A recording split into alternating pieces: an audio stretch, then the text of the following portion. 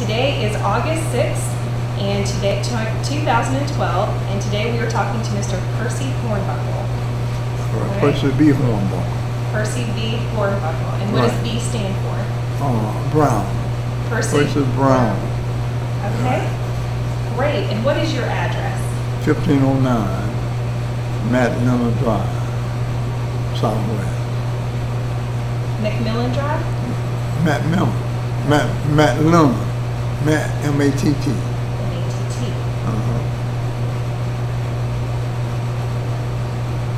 Great. All right, and where were you born? Down in Sprotts, Alabama. Where in Alabama? Sprotts, S-P-R-O-T-T.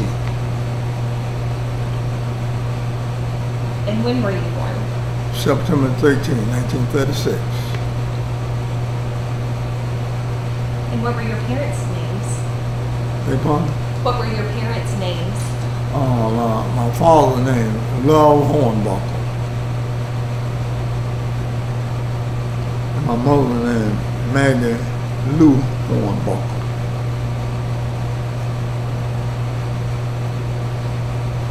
Were they from Alabama as well? Right. And where did you go to school? Lincoln Normal High School, Maryland, Alabama.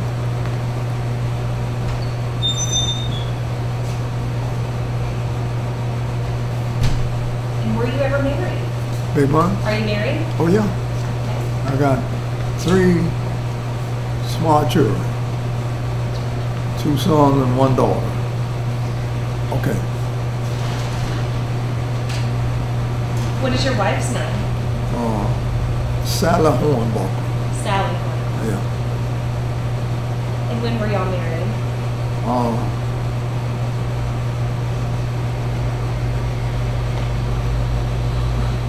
You know, that's been a long time ago. I didn't mean to put you on the spot. So what? I didn't mean to put you on the spot. But that's all right. I'm trying to get it right, cause when I go back home, she want to know what all we put down, and I want to have it right. So it's been about 55 years.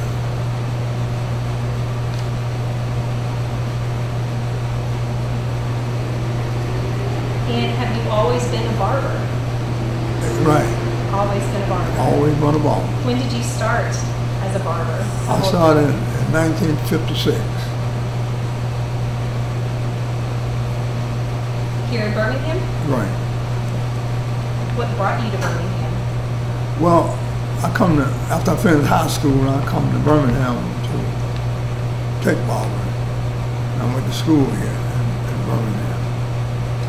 And after I think I was already cutting hair before I finished high school.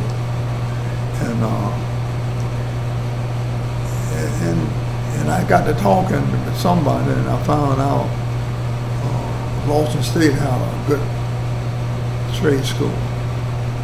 And I thought about going to Boston State, taking barbering. And I wrote a letter to the school and told them to send me an application because I want to join the barbering class. So we went to school. That's when I first finished high school. Okay, and then when I finished high school, that's when I wrote the letter. And you know when they answered the letter? About 3 days before school went back up. And they told me in barbering class will field up. Get you another vocation and let's go forward. And I said, I don't know what I'm gonna do now. So I kept talking to myself, trying to tell myself a few things, you know. And eventually I come to the conclusion that I'm going to Birmingham early Monday morning. And I ain't gonna stop there, get to the president's office and explain to him how much this means to me to go into barbering, not some other, not nothing else. You know, sometimes other folk ain't got no idea what you already done been through with, and you think you've been through enough to keep on going, keep on doing what you're doing. And, so eventually he stopped talking. In about 20 minutes, you know what he said? He said, go down there and tell the instructor, Mr. Farris, I said, enroll you in the bobbing class. And you know, I thought about that thing. And now what would have happened if I had not come up here? Yeah. I drove about 55 miles to get here. And when I got here, that's what I found. And he wasn't too hard to get along with. After he found out that I had been in the bobbing class for some time, in the bobbing field. And after he found out I had been in the bobbing field, so he said, go down there and tell Mr. Farris, I said, enroll you in the bobbing class. So that was the best thing ever happened. So Mama told me, she said, didn't they tell you the bobbing class would fill up? I said, I know they said that, but they got to tell me that to my face. And so she didn't say nothing else. So she went on, and I told her in a few minutes, I said, well, I'm going, Mama, I'll be back in a few minutes. I mean, I'll be back later on today. And so when I got back, she was looking out the door. And she was happy to find out that I was able to get in school. Instructor, I mean, you know, nobody really said anything, but I just thought maybe he wanted somebody in every class. Maybe they wasn't coming in like he thought they should have been coming in, and he just figured that bobbing class had somebody in their class. They had enough people in there, and we'll try to put somebody else, and I'll try to put me in another situation, and something I didn't want. So I've been in this business now over 50 years. Yeah. So my brother come home one time. My brother was here in Birmingham, so he come home, and I was a little boy then, and he left a pair of clippers at home. And I got those clippers, started cutting hair. I cut my brother's hair. When I got through with him, I guess you know what happened. He didn't have no hair when I got through with him. Yeah. So that's how I got started. And the man that run the barber shop over in Marion, Alabama, after he found out I was cutting hair, he told me, he said, I got a barber here. Sometimes he gets drunk, and sometimes he's a veteran, and he do like he want to do. He go when he get ready, come back when he get ready. He said, but anytime he ain't here and you want to come over and cut some hair, he said, you're welcome to do it. So I did that. So everything worked out good. Everything worked out good. Yeah. And do you go to church nearby? Did you start finding a church when you first came here to Birmingham? Yeah. When I come here to Birmingham, I had a sister and a brother, member of the same church. So I just went on over there with them and joined the church. And I've been there ever since. Ever since 1956. Which church was it? First Baptist Raymond, 109 Court West.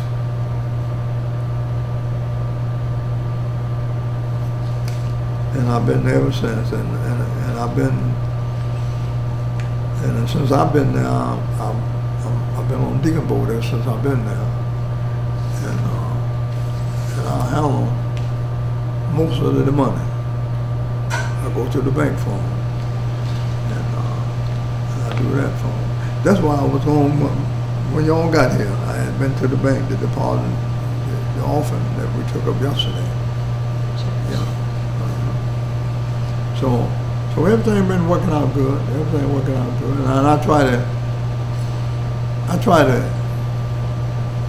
always try to do what was right. And if you do what's right, my mama said right will follow you. You won't have too many problems. But when you don't do right, things go bad. Yeah. So I always try to do what Mama said.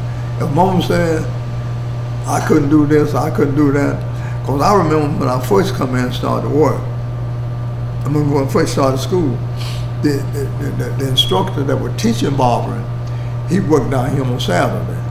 So he told me, he said, since you've been cutting hair all that time, I'm gonna take you down there to introduce you to Mr. Hill. That's the boss man of this barber shop at that time. I told him, good. I said, but that's good. I said, well, he said, when you want to go? And he said, I think he said we'll go Wednesday. So Wednesday around lunchtime, he brought me down here and introduced me to Mr. Hill. And evidently Mr. Hill took a liking to me. And anything I saw need done, I did it. You know, when you do what you need to do at home, and when you see something ain't right somewhere else, you want to straighten it out. And that's what, that was my theory on that. So, I know coming up to some holiday, Mr. Hill told me, he said, go up to Justin Federal and open up your saving account. But I didn't tell him, I told him, yes, sir. I didn't tell him I had already been down to Dr. Gasson Bank and opened up my account. So now I got 2 accounts. So he got sick. And when he got sick, I told Mr. Holloway was on that chair right there. And I was on this one right here. And I told Mr. Holloway, I said, Mr. Hill is sick and he may or may not get back. I said, if he don't get back, you or I ought to get a phone call. Because he had some more older barbers than him. And I didn't think he was going to call neither one of them. So he did. So that Sunday morning before I went to church, I got the phone call. When I got the phone call, I answered the phone, and that's who was on the telephone. Will Hill. He said, I want you to, when you leave church, come by here. I want to talk with you. So when I left church, I hurried by them because I didn't know what he wanted to talk about. He didn't say he wanted to sell the barber shop. But I know his sister was in a position where she wanted to come in and take over. But it didn't work like that. And he told me, he said, I want to sell the barber shop.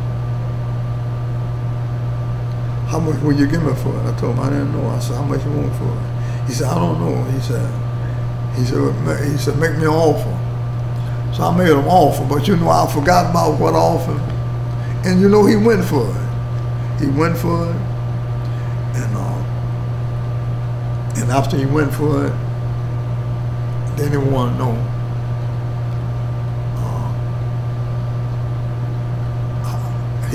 I think he wanted to know how much I was going to pay down. I think that's what he wanted to know. And then later on, something come up.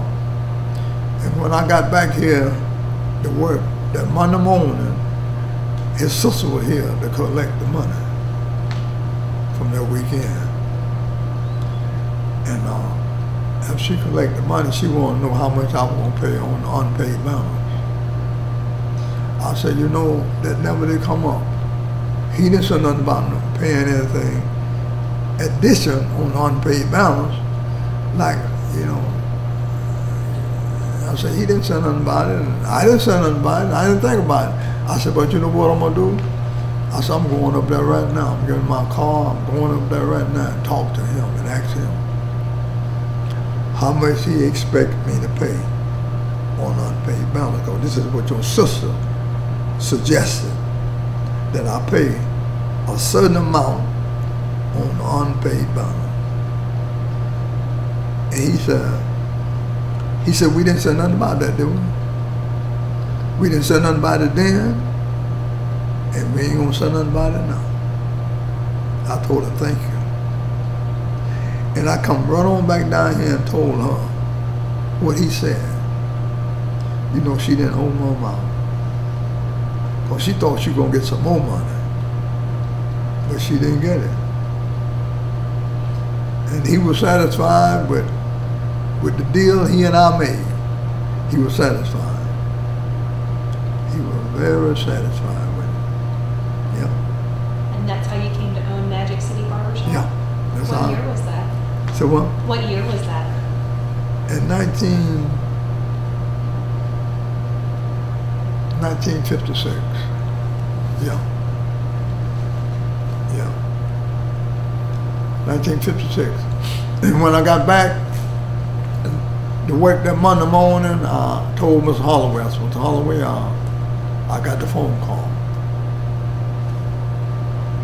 But I thought Mr. Holloway might would get the phone call. Because he had been here longer than I had been here. But it ain't always what you think. And I told Mr. Holloway, I said, you know, I told you, whoever get the phone call will have a right to bring the other partner in, the partnership. And I said, we agreed on it, that if I get the phone call, I'll bring you in as my partner. And if you get the phone call, if you get the phone call, you bring me in as your partner. So that's what happened. I brought Mr. Holloway in on my partner, as my partner. And Mr. Holloway passed last year. Yeah, he passed last year. What was Mr. Holloway's full name? Beg pardon? What was Mr. Holloway's full name? Danny Holloway. Danny Holloway. He and I worked together for years and never had an argument. If he come in one day and said, you know, I think Walter Martin lived it today, I said, well, let's do it. And whatever one said, that's what we did. And we didn't have, in fact, we were a member of the same church. And after I went down there and joined, he come on down there and joined behind me. Yeah. Well, during that time, how did the Jim Crow laws around Birmingham affect your business or affect your life? Well, it didn't affect me too much because I tried to understand what was going on and what we wanted and what the other folk wanted. And I tried to understand that and I thought that we were going to go along all right. And I think we did. I think we did go along pretty good. I think we could have done better, but I think we could have done worse too. We didn't have the killings in this era like we did in some other eras.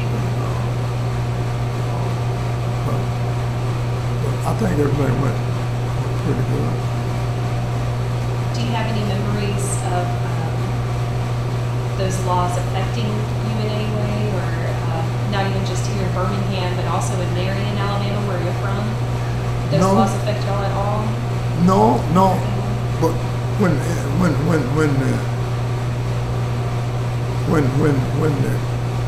the campaign got so heavy in Maryland, that's when they really started killing the folk. They killed Jim Lee Jackson. My brother was there in the march, and he got hit over the head. And Jim Lee Jackson got killed that same night. And it was just tough. It was real tough. And I thought that it would never get that bad, but it did. It was real tough. And I had a lot of young people, they were really wanted to get in the march. And I think they really wanted to see what it was all about. Yeah. So it got violent in Marion before it did here in Birmingham. Well, yeah, it kind of sprung off like that. Yeah. Cause see they were marching in Maryland and other places, at the same time. Where were you during the Birmingham campaign? What did you do here? Well, I come to work every day and went to the mass meeting every night. Every night they had mass meeting, I went.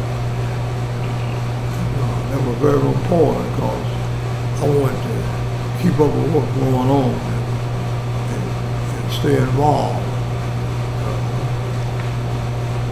How were you involved? So what? How were you involved? Oh, I was involved by taking part in the service that we had at night. Yeah, we had service just about every night. And a lot of people get involved. And we have good people preaching and good singing. And somebody always, had a good summer, at night. Yeah. Some of the bigger churches, they open up their doors and let the people come in.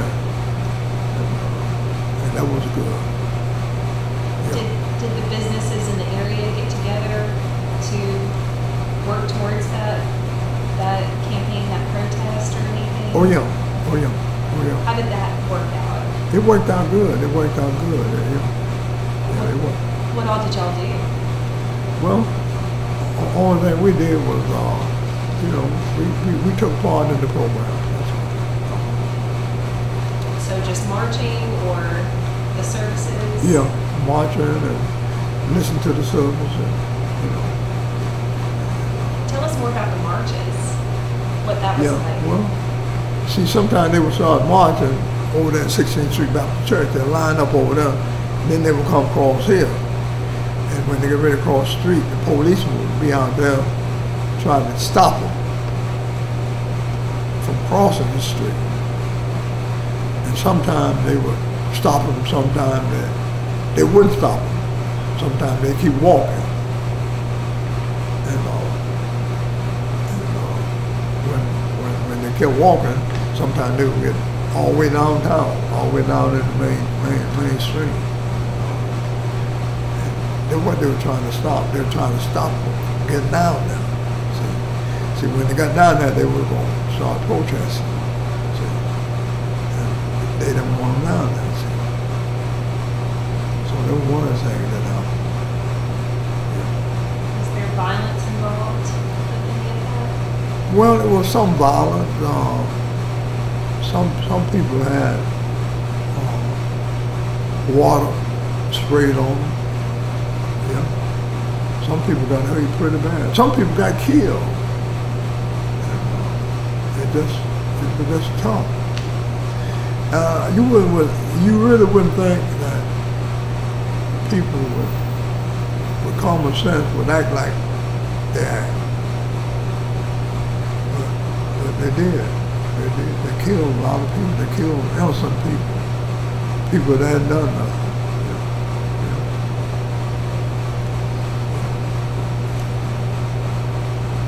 Did you ever hear Dr. King speak? Oh yeah, many times. Yeah. What kinds of things would he say? Oh, he was talking about how he come up and how he was taught at home, and he tried to put all this, what he learned at home, he tried to put it in action and try to live by it and treat other people like he wanted to be treated. And that's all we were asking at that time. I don't know what we're asking for now. I don't think we're asking for nothing. The way we act now, I don't think we want to be better than we used to be.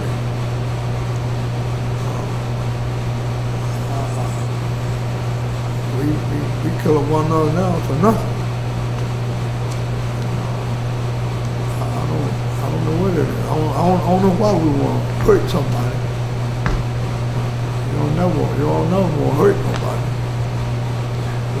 help somebody. Yeah. So everything has been good, and I have and after I found out, have y'all been to the Civil Rights Institute?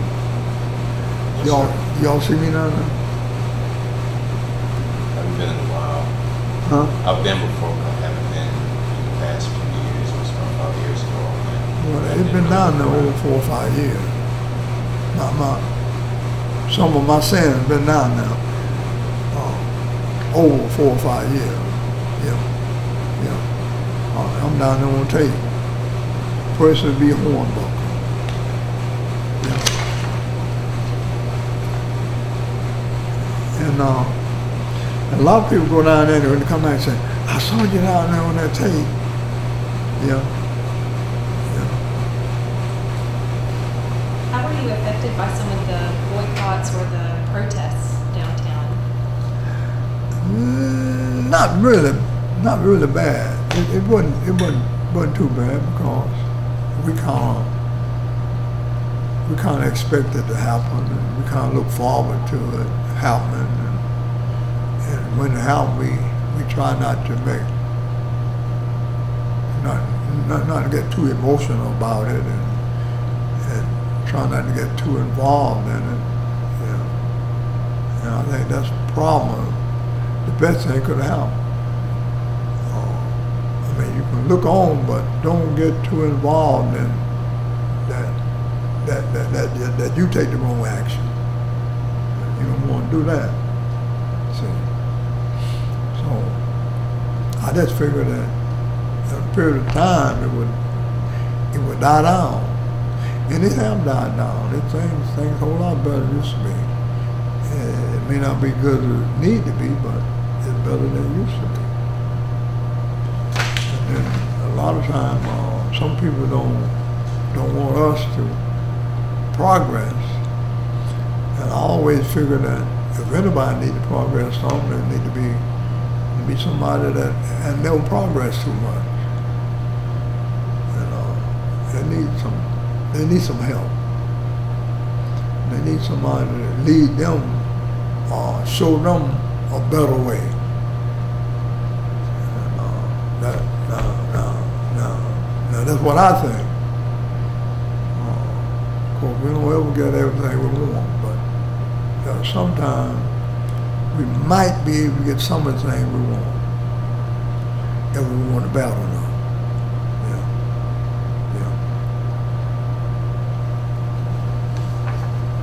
What held you back from getting involved? Beg pardon? What held you back from getting more involved? Well, I didn't want to get too involved because I didn't want to. I knew I had to be here to run this business, and I want to be here to do that, and still want to do that. And, I got a son. He told me the other day he's going to start cutting hair. He's starting barbering school. And I said, he's going to start cutting hair. Yeah. I told him, all right. He's done ordered some clippers and getting ready to start. So I told him, all right. So it's up to him. Where were you during the 16th Street Baptist Church bombing? Were you nearby? I'm sure I was at home because they bombed that. I think they bombed that at night. I believe it was at night. What were your memories surrounding that? Well, actual thing was kind of tough then. If they saw a group of blacks congregated somewhere, then they'll go by and try to separate them, you know. And they didn't like to see us get together because they thought maybe we might be finna do something that wasn't right, see. So that was one thing. and some of the folk that really worked hard. They really worked hard to try to keep things smooth, try to keep people in the straight and narrow path. And then when people get mad, you know, sometimes they get out of control. And I think that's what happened when Jimmy Lee Jackson got killed down in Maryland, Alabama. The whites got out of control and the blacks got out of control. And that's when they had the killing down there. And that should have never happened. That should have never happened. A whole lot of things happened that it should have never happened. We should have been able to get along better than we got along. And we ought to do better now than we've been doing. And I've been trying to figure out for a long time, what can we do to really help ourselves? What can we do? What we hadn't done that we should have done a long time ago to help ourselves, and we hadn't done it. And that's going to happen for us.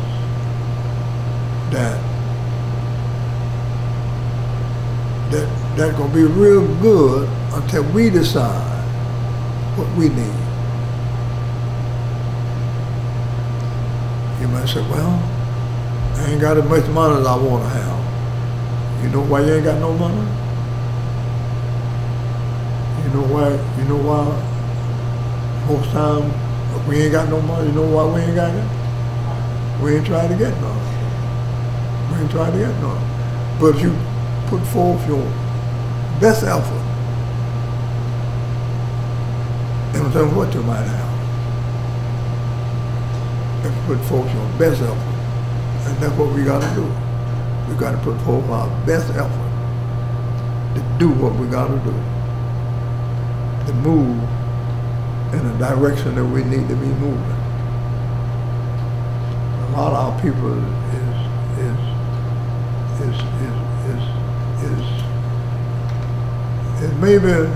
may not be where they want to be, but they can really rest assured they're not where they used to be.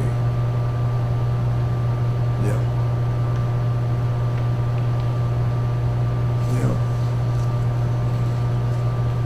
Did you know anybody involved with the bombing, the 16th Street Church bombing? We never did know who did that. How about the victims? Did you know the victims or their families? Well, yeah. people that were in the congregation. Yeah, I knew some of them. Yeah. What did some of your friends and clients think about the movement and what was going on?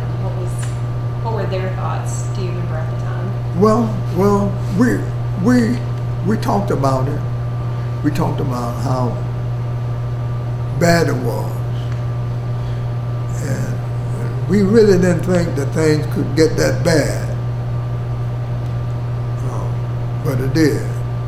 It got bad. It got bad. They started marching all the way from Selma to Montgomery.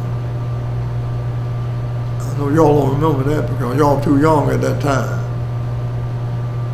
Yeah. And they marched all the way from Selma to Montgomery. And they marched so far and then they camped out.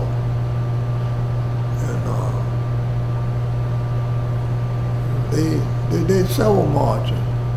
They marched all the way from Maryland all the way to another long destination.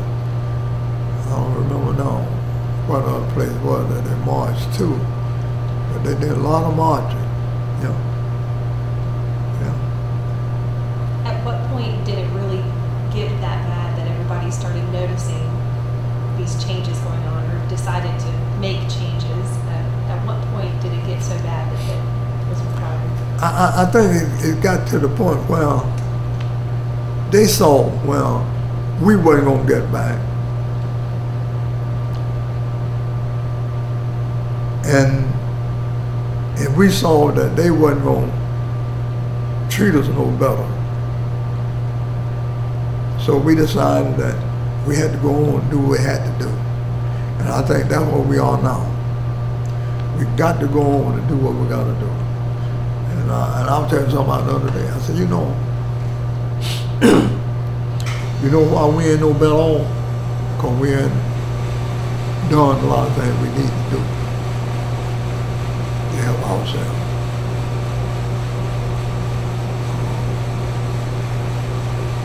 We just haven't done it. We just haven't done it. And the one thing we can do is stay in the school and try to get a good education. Stay in school. Stay in them books. Obama saying, I got a black enterprise. Excuse me.